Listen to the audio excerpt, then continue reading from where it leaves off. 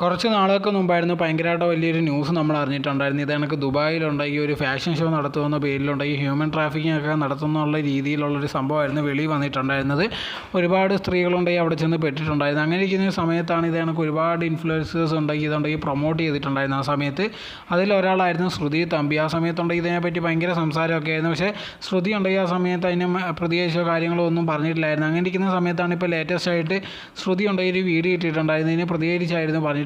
ഇതിൽ ഞാൻ എന്തോ ഒരു വലിയ തെറ്റ് ചെയ്ത പോലെയാണ് ആൾക്കാർ പറയുന്നത്. അങ്ങനെയൊന്നും ഇല്ല. ഇതിൻ്റെ നടത്തുന്ന ഒരാളുണ്ടെങ്കിൽ എന്നെ വിളിച്ചിട്ടുണ്ടായിരുന്നു. ഇതേ കണക്ക് ഒരുപാട് ഇൻഫ്ലുവൻസേഴ്സ് ഇതേ കണക്കുള്ളൊരു കാര്യം ചെയ്ത് അതിൻ്റെ സ്കിറ്റും കാര്യങ്ങളും അല്ലെങ്കിൽ ഇതിനൊക്കെ സ്ക്രിപ്റ്റൊക്കെ ഉണ്ടെങ്കിൽ എനിക്ക് അയച്ചു തന്നിട്ടുണ്ടായിരുന്നു വാട്സാപ്പിൽ. ഞാനുണ്ടെങ്കിൽ അങ്ങനെ ചെയ്ത് ഇട്ട് കൊടുത്തത് മാത്രമേ ഉള്ളൂ എന്നുള്ള രീതിയിലായിരുന്നു ശ്രുതി പറഞ്ഞിട്ടുണ്ടായിരുന്നു. പക്ഷേ ഇതേ കണക്കുള്ള ഇൻഫ്ലുവൻസേഴ്സിന് നോക്കി കഴിഞ്ഞാൽ അവരുണ്ടെങ്കിൽ ഒരു കാര്യം കിട്ടുമോ അല്ലെങ്കിൽ ഒരു പ്രോഡക്റ്റ് കിട്ടുമോ, അതിൻ്റെ ബാക്ക്ഗ്രൗണ്ടോ അല്ലെങ്കിൽ ഏതെങ്കിലും ഒരു ഷോയുടെ ആയിക്കോട്ടെ അതിൻ്റെ ബാക്ക്ഗ്രൗണ്ട് എന്തോ അത് ചെയ്യുന്ന ആൾക്കാരെന്തോ ഒന്നും നോക്കാതെ ഇതേ കണക്കത്തുള്ള കാര്യങ്ങൾ ചെയ്തു കൊടുക്കുന്ന അത്ര കാര്യമല്ല. ഇത് വിചാരിച്ച് അല്ലെങ്കിൽ ഇവർ പറയുന്ന കേട്ട് ഒരുപാട് പേരിൻ്റെ പിറകെ പോകുന്ന അവർ പെടുന്നതായിരിക്കും.